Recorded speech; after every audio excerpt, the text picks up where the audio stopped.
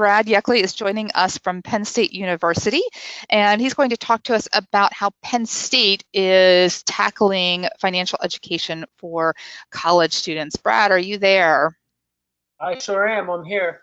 So I just want to double check that you're seeing the slide screen. I am, yes, thank you. Awesome. All right. Hello, everybody. I'm excited to speak to you, and I'm really excited to hear what's happening from the first two presentations. Just to piggyback off of some of the stuff that Hillary talked about from the collegiate perspective, this robo-advising and robo-savings app situation is absolutely exploding. In my day-to-day interactions with students, of every presentation I get, I will receive at least 3 to 5 questions around this very topic. So college students are actively engaging in this. And from my own perspective, my 18-year-old daughter has both an Acorns account and a Betterment account. And I myself have a Betterment account. And professionally speaking, when I left the private sector investment advisory world, this was one of the reasons, as some of us started to see the writing on the wall around assets under management, and that we saw younger generations were going to be taking most of their money online and not using advisors anymore. So I think any educator would be well persuaded to spend a little bit of time and do some research on these particular apps and platforms. But with that being said, let me talk to you guys a little bit about what Penn State is doing to tackle the financial literacy issue.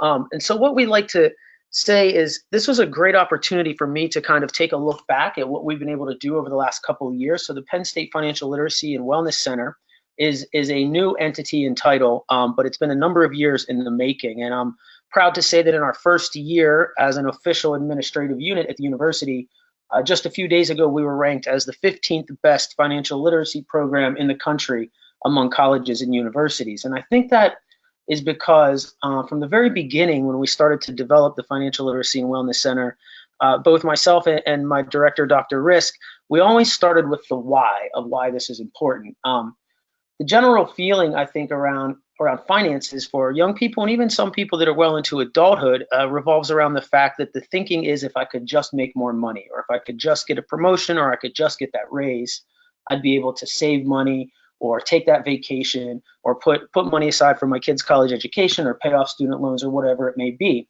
And so we really started to look at that, and we saw a problem with that it wasn't the amount of zeros on the end of a paycheck, it's what you did with those zeros. And so the same holds true for our college students today, and that they started to believe, as long as I have an education, as long as I have that degree from Penn State, I'm going to be okay. And what we're finding was that wasn't really true. And many students were then suffering what we call kind of the greatest tragedy of an educated person, and that is that you work 4 years at a university in a chosen career field that you're really interested in, that you're passionate about, and then you graduate, you receive a job in your selected field, but on a day-to-day basis, you struggle making ends meet. Or you're driving to work, and instead of being focused on that big team meeting, you're worried about how you're going to make your car payment, right? That's not how we want any of our students or the people that we serve to have to live, because we feel that truly living is being able to follow your passions and being relentless about your well-being. And to be able to do that, you really have to have a grasp on the business side of your life, or the financial side of your life.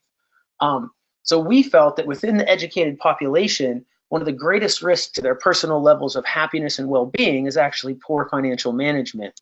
And so given the misguided focus on the solution, that would be, if I could just make more money, if I could just make a little more, and the blind leap that students take with regard to education, in my presenting to students, I'll routinely say that there's no other purchase that you will make in your entire life that costs as much money as a college education that you would purchase without giving it consideration on what the return on your investment is.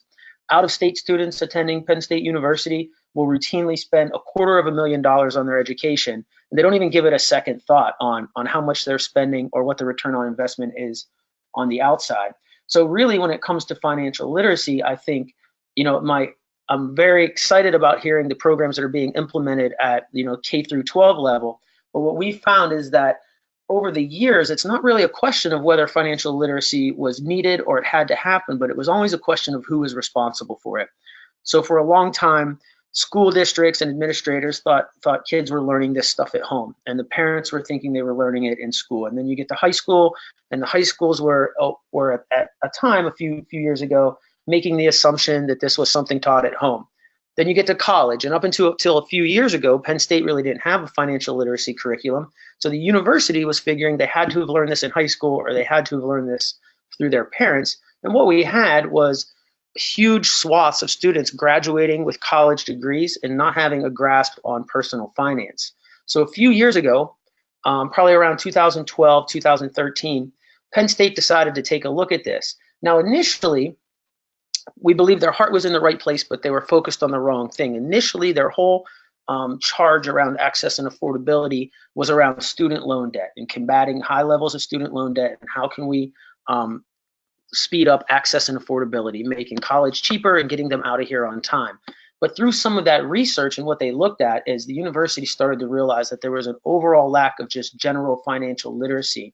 And that's when the program really began to kind of get off the ground. So when you're looking at individuals in the United States, right now, between the ages of 12 and 34 years old, there are 100.5 million people of that age group. Now, a majority of these children and students are receiving some sort of formal education, yet many of them lack the basic skills associated with financial literacy. So we took the stance that it's not good enough to blame individuals for not knowing something that they were never taught. So from a Penn State perspective, what we were charged with, at first it seemed simple. Let's implement some financial literacy programming at Penn State University, engage these students, help them not only on the academic side of life, but also on the business side of life. And when they graduate, they'll be prepared to go out into the world as more informed consumers. But when you really look at what Penn State is, it becomes quite a daunting task. So we have a main campus of 45,000 students.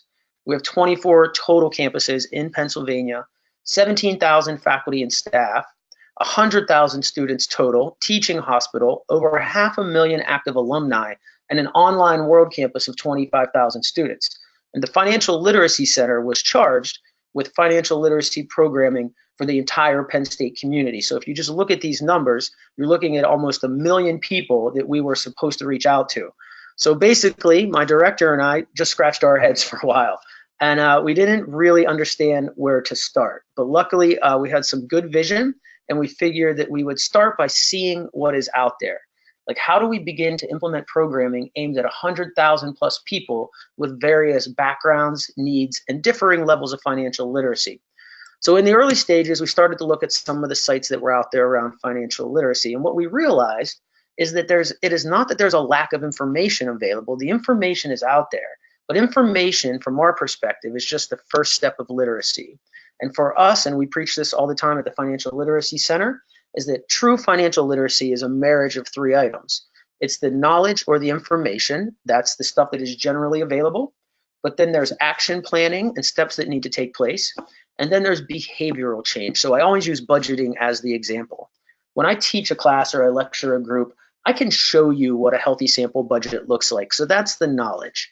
But then you have to take that knowledge and create an action plan, which is figuring out exactly what your budget looks like. And I know I'm preaching to the choir on a lot of this, but then from that action plan, the third and most vital step is behavioral change. It's not good enough to continually sit down each and every month and create a budget and then never change your behaviors based off the results of that budget. I've been lucky enough to work with some students now for the entire course of their academic career, over 3.5 to 4 years. And I think this is the most vital component of financial literacy, is getting them to change their behaviors or to make different choices around the way they're spending their money. And so what we found by looking into some of these sites before we made decisions on how we would structure our programming were, one, that financial literacy websites and self-study modules are numerous, they're easily found, but they don't necessarily cater to the needs of new millennial generation or younger. We found that many of them are generic with definitions and just contact points only. One of the major findings that we had that we wanted to shy away from were that a lot of them had agendas. So they were sales related, or they were feeding individuals into particular companies or organizations. We also looked at some of the third-party providers and realized they weren't scalable. And what we wanted to do was to develop a program that we knew that we could scale to meet the needs or the demand of what our constituents or stakeholders were telling us they wanted to see. A lot of them were just a one-off touch point, so there was no personal interaction. And many financial literacy sites or areas that you could go to for information were based on only investment banking and retirement planning. They didn't really address behavior-based concerns. And then the last one was that many of them were controlled by third parties, and we kind of wanted to keep this in-house. So what we were able to do is we looked at the imperative and the responsibility that we faced around the university's mission of access and affordability. And then we looked at what we found and what we needed to do. And it was decided that all of the design had to be done with intention, and that it was better to take our time and not put a Band-Aid on something and say, like, hey, look what we're doing for financial literacy. Here's a link to a website on our financial aid page. We really wanted this to be a more robust program. So when I talk about design with intention, is the first thing that we thought about, or that was tackled, was the fact that we needed a website and self-study modules, because we thought that that could serve the most people in the least amount of time. Once that was established and out there and marketed and being used, we then knew that we could expand our services in a one-on-one fashion or in a classroom environment. And from that point, we would want to propose and develop a standalone financial literacy center that could serve as the umbrella center for the entire university, including branch campuses and all of the online learners and the Alumni Association. And then from there, the stages that we're currently in are the expansion stage, looking at ambassador services, and I'll touch on those a little later. Those are our wage payroll student positions, and then partnerships with other academic units and student organizations or teams across the campus that we try to connect with so that they can kind of disseminate some of our programming in an efficient and meaningful manner. So when we looked at this, we knew we needed to have some criteria for success. And so my director, Dr. Risk, these are her criteria for success. And so when we looked at the purpose of the website or the self-study modules, the two things that we really talked about was, are we going to use a third-party vendor, or do we want to have it be homegrown? And what we decided on was to take the time and develop it from within so that we had sort of that scalability option, and so that we could add the content that we felt was relevant for the population that we're serving and based on the feedback that we got.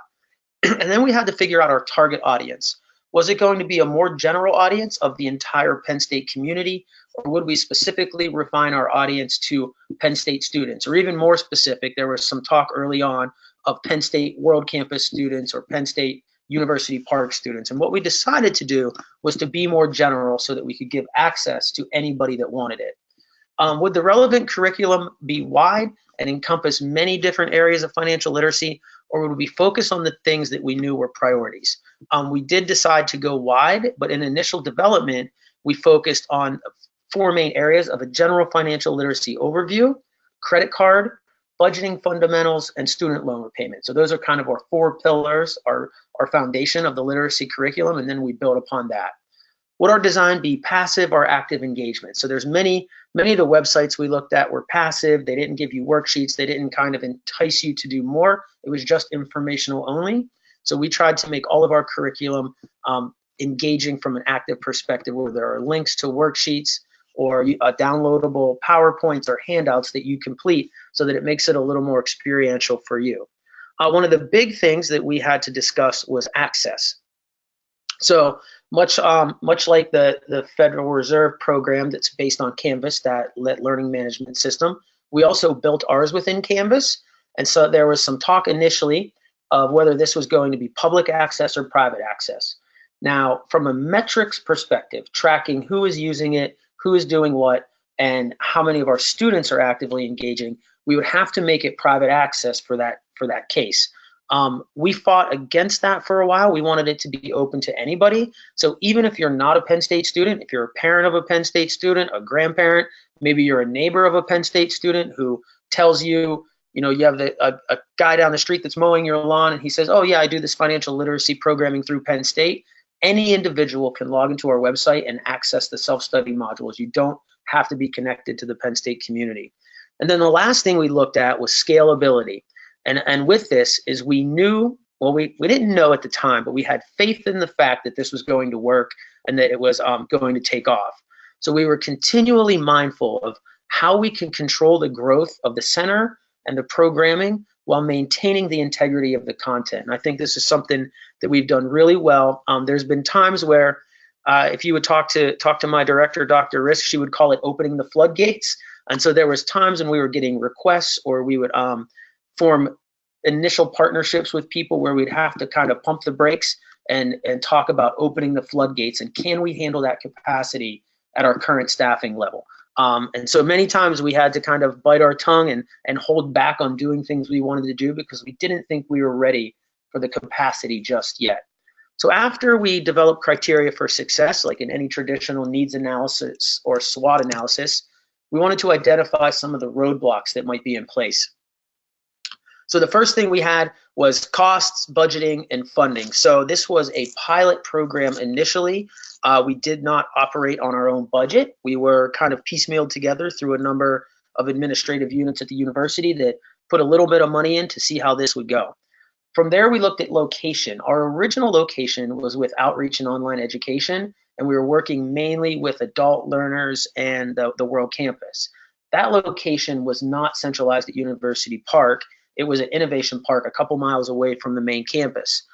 We knew that at some point we wanted to move to main campus just because we'd have greater access to a large portion of the student body. But because of costs and budgeting, we knew that that location for the time being was going to be held somewhere else. And then we were looking at some challenges we had with the web support of the platform, the development and maintenance of the website, and the development and maintenance of the self-study modules, which became the foundation of all our programming. What we found is there was an initial proposal for a paid resource to come in and develop our self-study modules, and we'll talk a little bit about those later. But the original estimation was that it was going to be between $10,000 to $15,000 per module to be developed. We currently have 22 modules developed, so you can do the math and you can see that that would have been just undoable from a budget perspective at the time. So what we were able to do was leverage some of the talent at the university within the College of Education. There's a Department of Learning and Performance Systems, and in that department, there's a number of PhD students that are learning design majors. We were able to hire graduate assistants who then work for us and get a stipend, and they develop the entire the Canvas platform for us and all the self-study modules. And then the other restraints and barriers that we looked at were from a content format and style perspective, wanting to make sure that what we put out there was relevant and wanting to definitely make sure that what we put out there would be of value to the students losing it. One thing that we talk about a lot is we don't want any individual or student to log into our website or log into a self-study module and begin the module and not find value and then leave that and not give any of the other modules even a chance. So if you were to go to our self-study modules, you would see that they are not very long. They all take about maybe 20 to 30 minutes to complete, and we really just drive home relevant information, and then we encourage you to meet with us or to set up an appointment or a session if you want greater detail around that. So when we're looking at website curriculum initially, because that was the first major undertaking, we wanted to touch on the major topics of budgeting, student loans, debt, financial management, saving and investing, and then just basic financial literacy overview. From there, we were able to add other topics. So around budgeting, we touch on earnings, spending, wages and taxes, and educational planning. Under student loans, we do both student loan borrowing and repayment.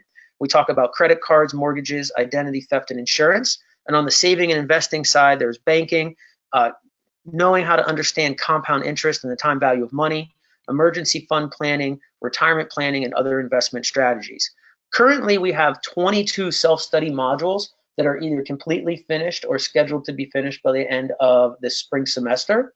And like I said a little bit earlier, is we decided that these self-study modules would be the foundation of all of the programming that we do. So in addition to these self-study modules that we currently have, with each of these modules, we have an in-class, a lecture-style presentation that goes along with the module. So if somebody were to be looking at these self-study modules from an educator perspective or an instructor perspective, and like the content, they could easily reach out to the center and request a session based off any of these modules that are out there. And we thought that was important to kind of link all of our services together. Another thing about the self-study modules that I think are really good is the scalability. So we're continually listening to the needs of our stakeholders and population, and we are currently under development of the 2.0 version of all of these modules. So one example I like to talk about is initially, if you see in the second row there, we have federal tax for US individuals, and then next to that is federal tax for internationals. So this is one of the things that I think that if we would have went with a third-party vendor and didn't develop it from within, we wouldn't have been able to do this. So what we found is that we have a federal tax module that was kind of skewed towards your traditional United States student. But what we found over time, we were working with international students who were sometimes running into difficulties with their taxes or making mistakes on their tax returns. So we were able to back up and develop a standalone module for federal tax for international students, which now, since it's been released, is one of our more popular modules. So the international students are actually using this. And also, towards the bottom, the last completed row, you see there's one with environmental stewardship. So this is financial literacy and sustainability mixed. So how can you save money and save the planet together? That's one that is under development now because we are working with the Sustainability Office at Penn State. During April, they have Earth Day. It's also Financial Literacy Awareness Month. We're going to be doing a number of projects around financial literacy and sustainability. So we developed a self-study module so that the Sustainability Office can guide their students to that, work through the modules, and then do some programming around financial literacy and sustainability. So within our self-study modules, the way we develop them first is we choose topics. Those topics are either based on the professional opinion of faculty, staff, or our offices, but then they're also based on what we're hearing students want. So to go back, talk about Hillary's presentation is I have students that work for me now from a part-time basis. We call them our student ambassadors of financial literacy. I have a team of 4 students who are currently working on a project where they're compiling an exhaustive list of all of these robo-investing and robo-saving platforms. They are evaluating them. They're watching those tutorials. They're researching on NerdWallet. They're listing pros versus cons. What are the fees of each one? Which ones are passive investment? Which one is active investment? They're going to develop not only a presentation on this to use in classes, but also a self-study module so that any of our students that are thinking about signing up for one of these platforms can then go to our self-study module on it and learn for themselves. So they're constantly evolving. When available, we try to use subject matter experts. We're using in-house instructional designers from the PhD program, and we also have a standalone web designer to make sure everything's integrated appropriately. The platform we use right now is Canvas. We also use scheduling software that is a third-party software that is integrated into our website through a widget so that individuals can schedule one-on-one sessions or lecture or conference sessions depending on what their needs are. The platforms are available both on all computers and mobile devices. When a self-study module is developed, we do team testing with it and team reviews just for readability, flow, and kind of content to make sure it makes sense. And then each module also has a voice recording attached to it, so that if you don't want to just sit and click through the module and spend that time, you can just hit the play button, walk away, and listen to it almost like a podcast. So the overall website, what we have is it's financialliteracy.psu.edu. On that website, we have a listing of what's going on, all the sessions that we're providing, a section for you to request the financial literacy session or make an appointment. We have links to other outside resources. We have recorded and archived prior workshops that we've given. So, I mean, there are workshops that we've given still listed on our website from 2013 and 14 that you can go in and watch. Or if you don't want to watch it and you're an instructor, you can use those workshops in your class. Each of the archived workshops comes with the video, if it was videotaped, the PowerPoint presentation, and a program description that gives a short, brief narrative of what the program is, the learning objectives, and then the outline of the presentation. So you can always take a look at that first, decide if you want to use the material, and then go from there. There's also the self-study modules we talked about, and then a little bit about our mission and our history. So with all of that in place, that was the low-hanging fruit that we knew we needed to touch on. We started to think about center development. So there was now a need to take everything that we were offering online and turn it into a personal interaction so that we weren't just leaving people on the web and we were bringing them in. So with the center development, we looked at a couple of things. One was service expansion. So we started to take walk-in hours. We started to schedule one-on-one appointments with both our full-time staff and our literacy ambassadors. We started to get into the classroom to help teach classes and give content to instructors and other student groups and organizations. We are currently partnering with faculty and staff units. So initially we were very focused on the student population, but now that we've grown, we're looking at reaching out to faculty and staff and giving programming to them. We're partnering with community programs. We do a monthly webinar that is available to anybody. We developed this webinar series initially because we didn't have campus liaisons yet, and we really wanted to reach branch campuses. So I conduct a monthly webinar that all of the branch campuses can log into and get some financial literacy program. But we do now have campus liaisons and then the ambassadors program. So that's sort of how we started to expand our services. The big thing right now, the ambassadors program, these are students that are paid for up to 20 hours per week to work in our center. It's peer-to-peer counseling, coaching, and presentations. They get 3-week in-depth training. They're also treated absolutely as employees of the university, so they're kind of getting a taste of what they're preaching to other students around budgeting and gross versus net pay and making sure that they're saving 10%. We use them in both counseling and outreach efforts. Right now, they're presenting mostly to first-year seminars and student organizations, and then anything above that, graduate students, faculty and staff, or like special groups that have a specific need, our full-time staff will present to them. We just found out that there's a potential named donor, so these positions will be fully endowed at 20 hours per week plus a scholarship per semester. Right now, I have the funding for 8 of these students. I found out a few days ago that the initial talks is that the potential donors that may come in are looking to expand our service to 50 ambassadors. If that happens, the goal is to put 2 ambassadors at every branch campus so that each branch campus then has an in-person financial literacy team that can be utilized for one-on-one sessions or services.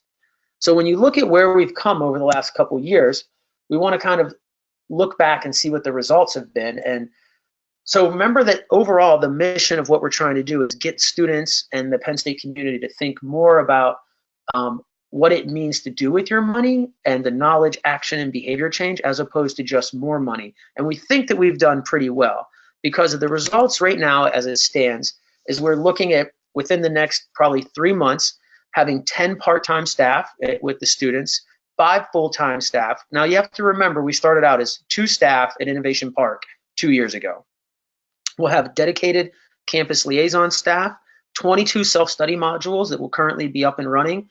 Right now, as of last week, we were getting about 13,000 unique uses per year in those self-study modules. We are conducting 100+ workshops a year with an average of 43 attendees per workshop. 15 webinars scheduled for each year. Branch campuses are connected. There are over 44 student groups and organizations that receive programming from the Financial Literacy Center. Greek Life has just listed us as required programming. So that means that each semester there are 21 sororities that we'll be giving programming to. We have to see how many fraternities are still left at that time to see how many programs we'll be giving on the fraternity side. Residence Life, financial literacy is becoming required programming. So each RA has to develop programming per semester. We talked to Residence Life and they are pushing for their RAs to include financial literacy as part of their semester-based programming. We do co-curricular activities with a number of academic units and classes. And then as of right now, we have partnerships with 11 other administrative units or academic teams at the university. So like I said, this was a welcome opportunity for me to kind of take a break and look back at where we started and then where we ended up here. I think a lot of times when you're as busy as we've been and it's coming at you as fast as it's coming at, it's hard to take time and recognize some of the wins. So I'm glad I got to do this webinar and presentation for you guys. At that point, that is what I had. I'm open for questions or comments if you have any. Thanks so much, Brad. That's a great overview of the incredible growth that you guys have had. I just think it's really just amazing. If anybody has any questions, feel free to post those there. I haven't seen any come in yet, but I think I'm curious, you mentioned that the program on taxes for international students was one of your most popular. What other things do you find to be really in demand when folks, say, hey, can you come and talk to us about, or, what do you think are some of probably the most popular Yeah. hot topics nowadays? Hot topics, definitely budgeting, student loan repayment. I think one of the jobs, so we've had this great, so 2 years ago, let me back up. It's 2 years ago, I would say, I would have administrators or, colleagues say, well, how are you doing? Like, how are you able to measure your impact? And we couldn't because we just didn't have the data. Like, we were just starting out. But what I'm seeing now, just kind of from my interactions with students, is some of these students I've worked with over time now, and our one-on-one sessions have increased probably fivefold over the last year or so. And part of that is I think that getting in front of freshmen at first year seminar and engaging them in paying attention to tracking their credit score, even as an 18-year-old, and looking at student loan repayment, is we are seeing a great increase in students making appointments with us and coming in and saying, hey, I just got my first credit report. Can you take a look at it with me? Or I'm trying to log into the NSLDS and find my total student loan debt. Can you help us do that? And that's sort of what our mission was, because those were things that prior to the Financial Literacy and Wellness Center being established, I think students were waiting until they were out in the real world, working at their first job, and then they were starting to look at that. So I think budgeting, student loan repayment, and credit cards are always going to be sort of our top three. And then as we listen to students, these other self-study modules come about, and they're interested in that. One that I think is going to be pretty big because we hear a lot of demand in our appointments is we're developing a self-study module on comparing and contrasting job offers. How do you read a benefits package to look at it from a financial perspective? Because an $80,000 offer with a great benefits package may be better than a $100,000 offer with suspect benefits. And students are really interested in that. That's great. Really exciting what you're doing. I think, it's sort of that continuum, right? And as you mentioned, some kids get this at home, some kids get it at school, and, they're elementary or secondary years, and others have not had the benefit of either. And so and certainly I think any student, whether they've had a course or not, when the rubber finally starts to hit the road and they're actually making decisions, the demand for that knowledge just increases. So congratulations, Brad. Thank you for the great work that you and your colleagues are doing, and for being on with us this afternoon to share with us about that. All right, thank you very much.